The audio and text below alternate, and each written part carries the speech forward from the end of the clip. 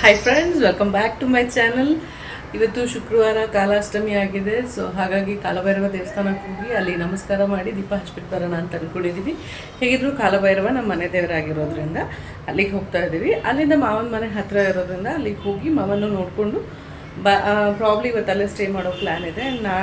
ನಾಡ್ದು Saturday Sunday ಆಗಿರೋದ್ರಿಂದ so Sunday ವಾಪಸ್ ಬರೋ ಪ್ಲ್ಯಾನ್ ಇದೆ. ಸೊ ಅಲ್ಲಿಗೆ ಹೋದ್ಮೇಲೆ ಏನಾದರೂ ಉಲ್ಟಾ ಆಗುತ್ತೆ ಅನ್ನೋ ಗೊತ್ತಿಲ್ಲ, ನೋಡಬೇಕು. ಸೊ ದೇವಸ್ಥಾನದಲ್ಲಿ ಹೇಗೆ ಏನು ಉದ್ಗುಂಬಳಕಾಯಿ ದೀಪ ಹಚ್ಚೋದು ಅದ್ರದ್ದೆಲ್ಲ ಡೀಟೇಲ್ಸ್ನ ನಾನು ನಿಮಗೆ ಅಲ್ಲೇ ತೋರಿಸ್ತಾ ಹೋಗ್ತೀನಿ. ಯಾರ್ಯಾರು ನನ್ನ ವೀಡಿಯೋನ ನೋಡ್ತಾ ಇದ್ದೀರಾ, ಮೊದಲಿಗೆನೇ ಲೈಕು ಶೇರು ಸಬ್ಸ್ಕ್ರೈಬ್ನ ಮಾಡಿ, ಹಾಗೆ ಹೈಪ್ ಮಾಡೋದನ್ನ ಮರಿಬೇಡಿ. ಸಬ್ಸ್ಕ್ರೈಬ್ ಮಾಡ್ಕೊಂಡಲ್ಲೇ ನೋಡೋದೆಲ್ಲ ತಪ್ಪು ಅದನ್ನು. ಸೊ ಹಾಗಾಗಿ ನನ್ನ ವೀಡಿಯೋನ ಸಬ್ಸ್ಕ್ರೈಬ್ ಮಾಡಿಕೊಂಡೆ ನೋಡಿ ಅದನ್ನು. So welcome back to my channel once again. ಬನ್ನಿ, ಹೋಗ್ತಾ ದಾರಿನಲ್ಲಿ ಏನೇನಾಗುತ್ತೆ ಅಂತೆಲ್ಲ ಹೇಳ್ತೀನಿ. ನಮ್ಮ ಮನೆ ದೇವಸ್ಥಾನ ಬಂದು ಕೃಷ್ಣಗಿರಿ ಹತ್ರ ಇದೆ. ಬಿಸಿಲು ಅಂತೂ ಭಯಂಕರ ಅಂದರೆ ಭಯಂಕರ ಇತ್ತು.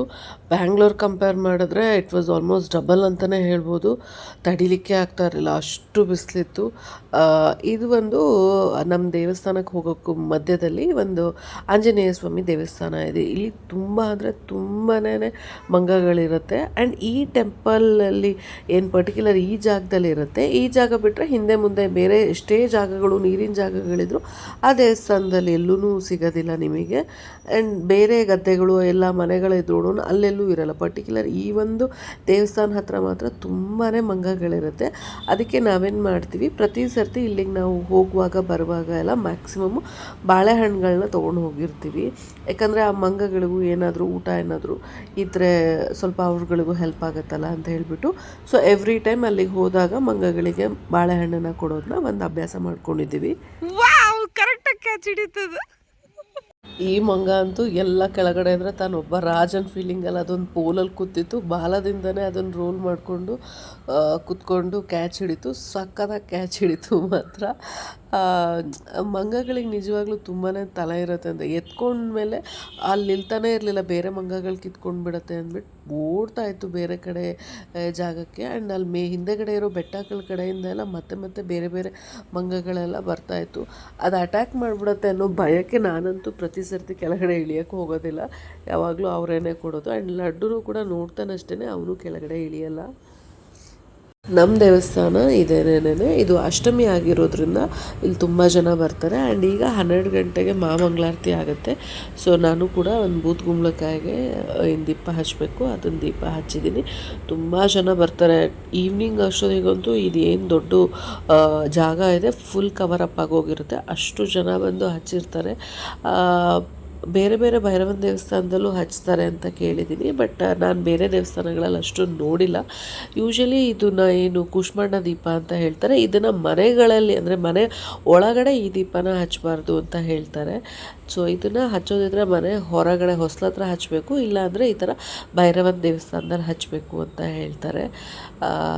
ಸೊ ಅಲ್ಲಿ ದೀಪ ಎಲ್ಲ ಹಚ್ಚು ಪ್ರೇ ಮಾಡಿಕೊಂಡು ನಾವೀಗ ಗರ್ಭಗುಡಿಲೆಲ್ಲ ದರ್ಶನ ಮಾಡಿಕೊಂಡು ಆಚೆ ಬಂದ್ವಿ. ಆಚೆ ಬಂದಮೇಲೆ ಅಲ್ಲೇ ಪ್ರಸಾದನ ಕೊಡ್ತಾಯಿದ್ರು. ಅಲ್ಲಿ ಪ್ರಸಾದ ತಿಂದ್ಕೊಂಡ್ಮೇಲೆ ತುಂಬ ದಿನ ಆದಮೇಲೆ ಈ ಕೆರೆಯಲ್ಲಿ ನೀರು ತುಂಬಿಕೊಂಡಿತ್ತು. ಸೊ ಮೊನ್ನೆ ಕೂಡ ತುಂಬಾ ಚೆನ್ನಾಗಿ ಮಳೆ ಆಗಿದೆಯಂತೆ. ಸೊ ಇದು ಬಂದು ಸುತ್ತಮುತ್ತ ಎಲ್ಲ ಗದ್ದೆ ಇರೋದ್ರಿಂದ ಸಿಕ್ಕಾಪಟ್ಟೆ ತಂಪಾಗಿ ಕೂಡ ಇರುತ್ತೆ ದೇವಸ್ಥಾನ ಹತ್ರ ಎಲ್ಲ. ನಾವು ಅದೇ ಪ್ರತಿ ಸರ್ತಿ ಊರಿಗೆ ಹೋದಾಗ್ಲೂ ಇಲ್ಲಿಗೆ ಹೋಗಿ ದೇವರಿಗೆ ದರ್ಶನ ಮಾಡಿಕೊಂಡು ಬರ್ತೀವಿ.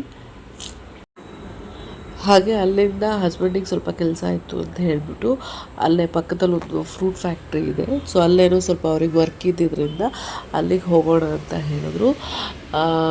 ನಿಜವಾಗ್ಲೂ ಈ ಫ್ರೂಟ್ ಫ್ಯಾಕ್ಟ್ರಿನಲ್ಲಿ ಹೇಗೆ ಇದು ಮಾಜಾ ಸ್ಲೈಸಸ್ ಎಲ್ಲ ಹೇಗೆ ಇಲ್ಲ ಟಿಂಡ್ ಪಲ್ಪ್ ಜ್ಯೂಸಸ್ಗಳನ್ನ ಏನು ಸಿಗತ್ತೆ ಅದನ್ನು ಈ ಫ್ಯಾಕ್ಟ್ರಿನ ನೋಡಿದ್ರೆ ಆ್ಯಕ್ಚುಲಿ ಯಾರೊಬ್ಬರು ತಿನ್ನಲ್ಲ ಕುಡಿಯೋಲ್ಲ, ಅಷ್ಟೂ ಗಲೀಜಾಗಿ ಮಾಡ್ತಾರೆ ಮಾತ್ರ. ಆ ಹಣ್ಣುಗಳನ್ನ ಹೇಗಿರುತ್ತೆ ಅಂದರೆ ಲಿಟ್ರಲಿ ಈ ಜ್ಯೂಸನ್ನ ನಾವು ಇಷ್ಟು ದಿನ ಕುಡಿತಿದ್ವಿ ಅಂತ ಅನ್ನಿಸ್ಬಿಡುತ್ತೆ. ಏನು ಟೆಟ್ರಾ ಪ್ಯಾಕಲ್ಲೆಲ್ಲ ಜ್ಯೂಸ್ ಬರುತ್ತೆ. ಸೊ ಅದೆಲ್ಲದರೂ ಬೆಟರ್ ನಾವು ಮನೆಯಲ್ಲೇ ಫ್ರೆಶ್ ಫ್ರೂಟ್ ಜ್ಯೂಸನ್ನ ಮಾಡ್ಕೊಂಡು ಕುಡಿಯೋದು. ತುಂಬ ಅಂದರೆ ತುಂಬಾ ಇದಾಗಿ ಮೇಂಟೈನ್ ಮಾಡ್ತಾರೆ ಮಾತ್ರ. ಕೆಲವೊಂದು ಹಣ್ಣುಗಳಂತೂ ಅದು ಹುಳ ಎಲ್ಲ ಬಂದುಬಿಟ್ಟಿರುತ್ತೆ, ಆಚೆ ಎಲ್ಲ ಇದಾಗ್ತಾ ಇರುತ್ತೆ. ಎಸ್ಪೆಷಲಿ ಅಂದರೆ ಅಷ್ಟು ಜ್ಯೂಸ್ಗಳನ್ನ ಅವ್ರು ಎಕ್ಸ್ಟ್ರಾಕ್ಟ್ ತೆಗಿವಾಗ ಸೊ ಅದನ್ನು ಅವ್ರು ನೋಡೋಕ್ಕೂ ಆಗೋದಿಲ್ಲ ಅದು. ಯಾಕಂದರೆ ಈಚ್ ಆ್ಯಂಡ್ ಎವ್ರಿ ಫ್ರೂಟ್ನ ಅವರು ನೋಡಿಕೊಂಡು ಚೆಕ್ ಮಾಡ್ಕೊಂಡು ಮಾಡಲಿಕ್ಕೆ ಆಗೋದಿಲ್ಲ, ಅದು ಒಪ್ಕೊಳ್ಳೋಣ. ಬಟ್ ಅದನ್ನು ನಾವು ತೊಗೊಂಡು ಕುಡಿಯುವಾಗ ನಮ್ಮ ಹೆಲ್ತ್ ಎಷ್ಟು ಅಪ್ಸೆಟ್ ಆಗುತ್ತೆ ಅನ್ನೋದನ್ನು ನಾವು ಅಬ್ಸರ್ವ್ ಮಾಡಬೇಕಾಗತ್ತೆ. ಎಸ್ಪೆಷಲಿ ಮಕ್ಕಳುಗಳಿಗಂತೂ ಡೆಫಿನೆಟ್ಲಿ ನಾನು ಇದನ್ನು ರೆಕಮೆಂಡ್ ಮಾಡಲ್ಲ. ಇದು ಯಾವುದೇ ಜ್ಯೂಸ್ ಆಗಿರ್ಬೋದು, ಟೆಟ್ರಾ ಪ್ಯಾಕಲ್ಲಿ ಆಗಿರ್ಬೋದು, ಬಾಟಲ್ಸಲ್ಲಿ ಸಿಗೋ ಯಾವುದೇ ಜ್ಯೂಸಸ್ಸು ನಾನಂತೂ ರೆಫರ್ ಮಾಡೋಕ್ಕೆ ಹೋಗೋದಿಲ್ಲ. ಆ್ಯಂಡ್ ಇಲ್ಲೇನು ಟಿನ್ಗಳು ಕಾಣ್ತಾ ಇದೆ, ಇದರಲ್ಲಿ ಬಂದು ಅದು ಫ್ರೂಟ್ ಪಲ್ಪ್ನ ತಂದು ಬೇರೆ ಬೇರೆ ಫ್ಯಾಕ್ಟ್ರಿಗಳಿಗೆ ಇವ್ರು ಅದನ್ನು ಕಳಿಸ್ಕೊಡ್ತಾರೆ. ಸೊ ಅವ್ರು ಅದನ್ನು ಲೈಕ್ ಜಾಮ್ ಆಗಿರ್ಬೋದು ಅಥವಾ ಜ್ಯೂಸ್ ಆಗಿರ್ಬೋದು ಅಥವಾ ಬೇರೆ ಬೇರೆ ಏನೇನು ಅವ್ರದ್ದು ಪ್ರಾಡಕ್ಟ್ಸ್ಗಳಿದೆಯೋ ಅದಕ್ಕೆ ಯೂಸ್ ಮಾಡ್ಕೊಳ್ತಾರೆ. ಈ ಫ್ಯಾಕ್ಟ್ರಿ ಬಂದು ಕಂಪ್ಲೀಟ್ಲಿ ಅದನ್ನು ಅವ್ರು ಎಕ್ಸ್ಟ್ರಾಕ್ಟ್ ಮಾಡಿ ಕಳಿಸೋಂಥ ಕಂಪ್ನಿ. ಇದು ಯಾವುದೇ ಥರ ಬ್ರ್ಯಾಂಡೆಡ್ ಏನು ಹೇಳೋದು ಪರ್ಟಿಕ್ಯುಲರ್ ಆಗಿ ಇದೇ ಪ್ರಾಡಕ್ಟ್ ಮಾಡ್ತಾರೆ ಅಂತ ಹೇಳಲಿಕ್ಕಾಗಲ್ಲ. ಸೀಸನ್ ವೈಸಲ್ಲಿ ಯಾವ್ಯಾವ ಫ್ರೂಟ್ಸ್ ಇರುತ್ತೆ ಅದನ್ನೆಲ್ಲದೂ ಇಲ್ಲಿ ಎಕ್ಸ್ಟ್ರಾಕ್ಟ್ ಮಾಡಿ ಬೇರೆ ಬೇರೆ ಕಂಪ್ನಿಗಳಿಗೆ ಕಳಿಸ್ಕೊಡ್ತಾರೆ. ಆ್ಯಂಡ್ ಕೆಲವೊಂದೆಲ್ಲ ರಸ್ಟ್ ಬಂದಿರೋಂಥ ಟಿನ್ಸ್ಗಳನ್ನ ರೀಸೈಕಲಿಗೆ ಕಳಿಸ್ತಾರೆ. ಸೊ ಅದನ್ನು ಅವರು ಮತ್ತೆ ಏನಕ್ಕಾದರೂ ಬೇಕಾಗಿರೋರಿಗೆ ಯೂಸ್ ಮಾಡ್ಕೊಳ್ತಾರೆ. ನಾವು ಅಲ್ಲಿಂದ ಮುಗಿಸ್ಕೊಂಡು ಮನೆ ಕಡೆಗೆ ಹೊರಡೋಣ, ಮಾವನ ಮನೆಗೆ ಅಂತ ಅಂದ್ಕೊಂಡು ಹೊರಡ್ತಾ ಇದ್ದೀವಿ. ಬಿಸಿಲು ಮಾತ್ರ ತುಂಬ ಅಂದರೆ ತುಂಬಾ ಇತ್ತು. ಇದೇ ನೋಡಿ ಊರಲ್ಲಿರುವಂತಹ ನಮ್ಮ ಅತ್ತೆ ಮನೆ ಇದು. ಅತ್ತೆ ಈಗ ಬಂದು ಇಲ್ದಲೇ ಇರೋದ್ರಿಂದ ಮಾವ ಇದರಲ್ಲಿ ವಾಸ ಮಾಡ್ಕೊಂಡಿರ್ತಾರೆ. ಅವರು ಎಮೋಷ್ನಲಿ ಅಲ್ಲಿ ಕನೆಕ್ಟ್ ಆಗಿರೋದ್ರಿಂದ ಆ ಊರಲ್ಲಿ ಅವರಲ್ಲೇ ಇರ್ತಾರೆ. ಸುತ್ತಮುತ್ತ ಗದ್ದೆ ಜಮೀನು ಎಲ್ಲ ಇರೋದ್ರಿಂದ ಮತ್ತು ಊರು ತುಂಬ ಅಣ್ಣ ತಮ್ಮಂದ್ರುಗಳೆಲ್ಲ ಇರೋದ್ರಿಂದ ಸೊ ಅವರಲ್ಲೇ ಆರಾಮಾಗಿ ಪೀಸ್ಫುಲ್ಲಾಗಿ ಇರ್ತಾರೆ.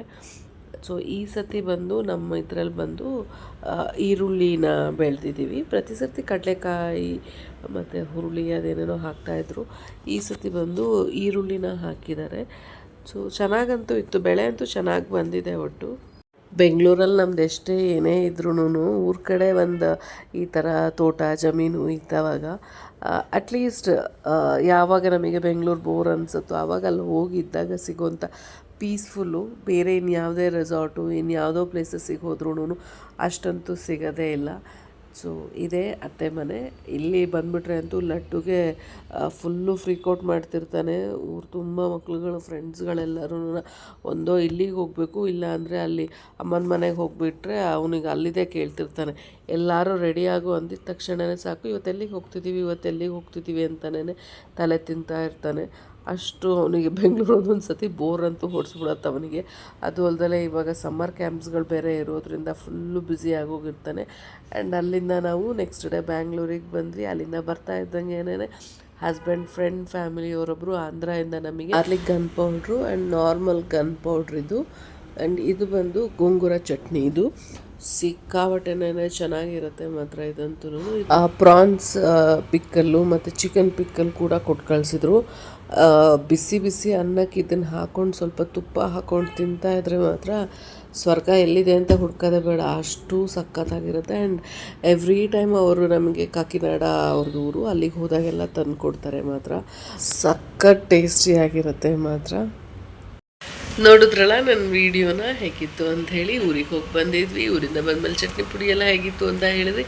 ನಿಮಗೂ ಯಾರಿಗಾದ್ರೂ ಚಟ್ನಿ ಪುಡಿ ಎಲ್ಲ ಸಿಕ್ಕತ್ತಂದರೆ ಬೇಗ ಬೇಗ ಬೇಗ ತೊಗೊಂಡು ಟೇಸ್ಟ್ ಮಾಡಿ, ಸಖತ್ತಾಗಿರುತ್ತೆ ಮಾತ್ರ.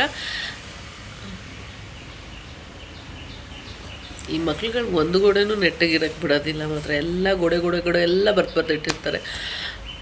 ಹಾಗೆ ನೀವು ಯಾರಾದರೂ ಭೈರವನ ಒಕ್ಲೋರಾಗಿದ್ದರೆ ಎವ್ರಿ ಅಷ್ಟಮಿಗೆ ಭೈರವಂಗೆ ಕುಷ್ಮಾಂಡ ದೀಪನ ಹಚ್ಚಿ ಎಲ್ರಿಗೂ ನಿಮಗೆ ದೇವ್ರು ಒಳ್ಳೇದು ಮಾಡಲಿ ಆ್ಯಂಡ್ ಒಳ್ಳೇದೇ ಮಾಡ್ತಾನೆ ಅಂತ ಒಂದು ನಂಬಿಕೆ ಇಟ್ಕೊಂಡಿರಿ.